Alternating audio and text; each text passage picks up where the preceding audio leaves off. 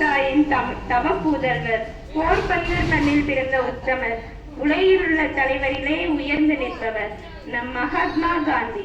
அவரை பற்றி பேச நம் பள்ளி மாணவன் ஜனநேசை அழைக்கிறேன்.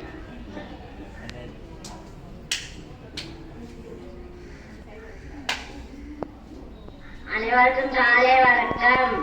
நான் மகாத்மா காந்தி. என் பெயர் மோகன்தாஸ் கரம்சந்த் காந்தி.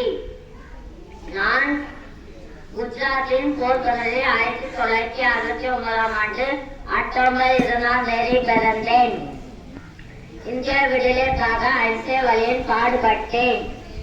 ஒத்துழையாமை இயக்கம், வெள்ளையனை வெளியேறு இயக்கம், உப்பு சத்தியாகிரகம் என பல போராட்டங்கள் நடத்தினேன். இந்திய மக்கள் தேச தந்தை மகாத்மா என அழைப்பார்கள்.